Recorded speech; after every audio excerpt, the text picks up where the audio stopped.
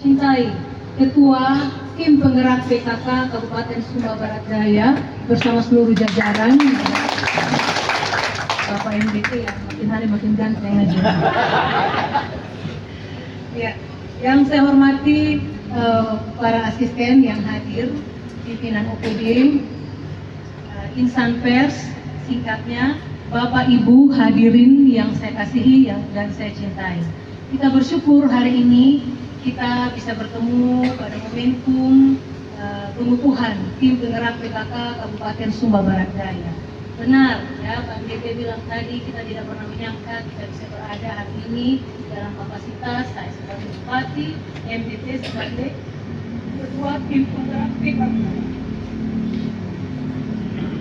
Semua ini karena Tuhan izinkan dalam kehidupan kami, sehingga memang kami memaknai ini sebagai sebuah bentuk syukur ya, yang harus kita syukuri dan kita jalani sebaik mungkin dimanapun kita ditempatkan, apapun kapasitas kita, apapun jabatan yang Tuhan berikan, ya kami berkomitmen untuk menjalankan sebaik-baiknya, ya, dan sekuat-kuatnya semampu kami bisa lakukan. Sampai batas kemampuan kami tidak bisa melakukan, kami akan berhenti. Tapi ketika masih diberikan kesehatan, kekuatan, kesempatan, kami akan bekerja semaksimal mungkin. Ya, jadi memang tidak pernah kami membayangkan Tuhan mengatur semua, Bapak Ibu Saudara sekalian. Kami betul punya perjalanan kehidupan yang kami juga tidak pernah menyangka, tapi Tuhan izinkan, tapi semua itu baik adanya. Kita melewati badai, ya, kami hanya bisa bersyukur, hanya meminta kepada Tuhan berikan kekuatan, dan puji Tuhan badai itu berlalu. Ternyata di balik badai itu ada pelangi, ya. Dan saya boleh terpilih sebagai Ketua Tim Penggerak PKK, dan Bapak MDT boleh menjadi Ketua Tim Penggerak PKK. Bapak Ibu memang menjadi Ketua Tim Penggerak PKK itu jabatan ex officio, ya. Jadi ketika suami menjadi Ketua PKK, secara otomatis istri juga suami menjadi bupati, istri menjadi Ketua Tim Penggerak PKK, itu jabatan melekat.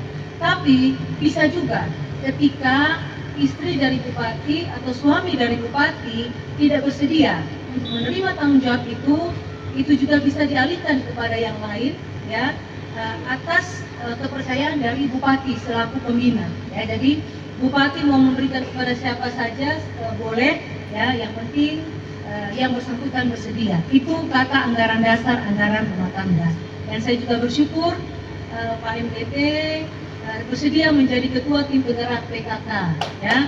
Karena kenapa saya bilang saya bersyukur, selama ini kan bicara PKK identik dengan perempuan, ya. Selalu konotasinya perempuan, selalu dibilang PKK perempuan kurang kerjaan, ya. Itu bahasa dulu, ya. Kumpulan istri-istri pejabat, ya mungkin. Tapi itu paradigma lama, ya. PKK ini sebenarnya sebagai sebuah lembaga kumpulan dari relawan yang berkumpul bersatu dalam lembaga PKK yang siap memberikan dukungan kepada pemerintah daerah, kepada bupati, ya. Ini di seluruh Indonesia, PKK pusat, provinsi, kabupaten, kecamatan, sampai di tingkat desa, ya.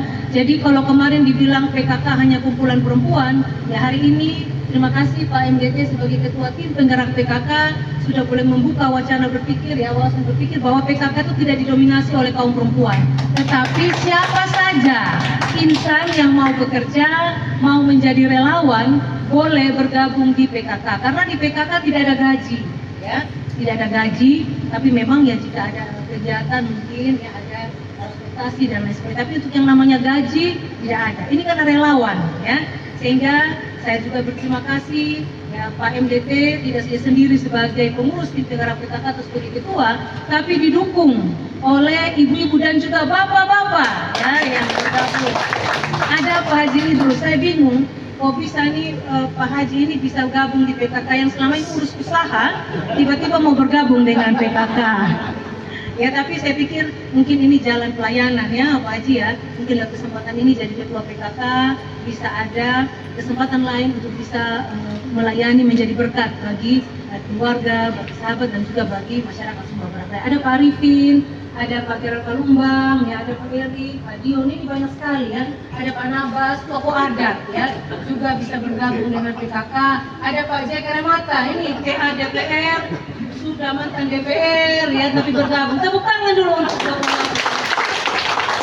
Saya yakin dengan banyaknya warna di dalam PKK, banyak pemikir-pemikir yang ada, saya yakin PKK ini bisa berjalan lebih maksimal ya, bekerja lebih total walaupun memang keterbatasan anggaran yang ada, tapi tenang Pak Ketua PKK, Bupati akan berusaha cari jalan ya, mendukung ya agar PKK ini tetap survive ya.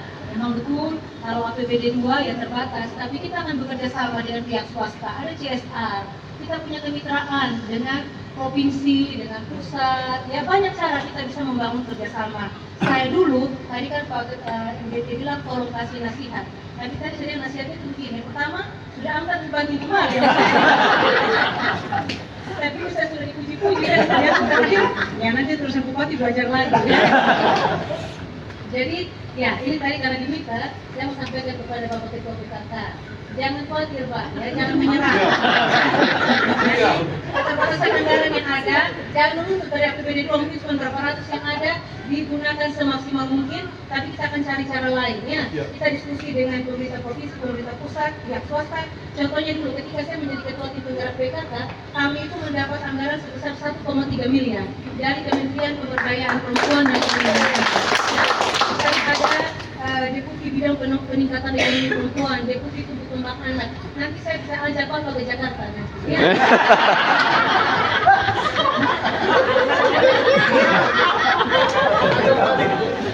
Ajak Bapak ke Jakarta, masih ada teman-teman kita, ada Ibu Kadis juga, komunikasi tetap berjalan.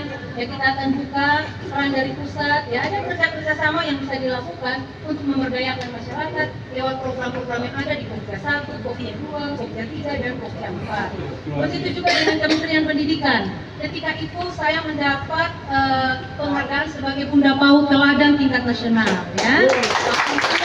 Kami bekerja sama dengan desa, bagaimana alokasi dana desa untuk sektor pendidikan dalam rangka mendirikan satu desa satu PAUD. Ya Ibu Yohana ya ketika itu menjadi ketua menjadi kadis pendidikan, dan kita berhasil mendorong satu desa satu PAUD malah lebih, sehingga Bunda PAUD mendapatkan penghargaan, bahkan dapat hadiah, dapat reward satu PAUD ya, yaitu PAUD kasih Bunda itu punya PKK. Nanti mungkin Pak Ketua PKK bersama jajarannya bisa tindak lanjut lagi. Selain ada PAUD, mungkin ada tempat penitipan anak, ya, mungkin bisa di sana ya, sehingga bisa ya berjalan dan lebih berkembang lagi. Berikutnya dengan Kementerian Pertanian, kami juga mendapatkan alsintan, sehingga banyak PKK di desa kami berikan bantuan alsintan, kultivator, hand traktor, dan lain sebagainya. Sekarang tergantung Pak Ketua PKK mau semangat rajin atau tidak.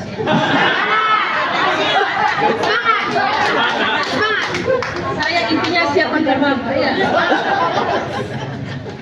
Ya, dan yang luar biasa lagi, kemarin kami baru di komunikasi dengan Kementerian Kemendikbud ya, mohon maaf Kemendikdasmen ya, Kementerian Pendidikan Dasar dan Menengah. Ternyata di kementerian itu ada kerjasama, nanti ada program vokasional ya, pemberian keterampilan ya kepada ibu-ibu PKK, kepada ibu-ibu kepada perempuan. Dan nanti yang dilibatkan oleh kementerian adalah tim penggerak PKK dan deklarasi ya. Tinggal Bapak Ketua siapkan proposal ya. Saya langsung ke Jakarta nanti.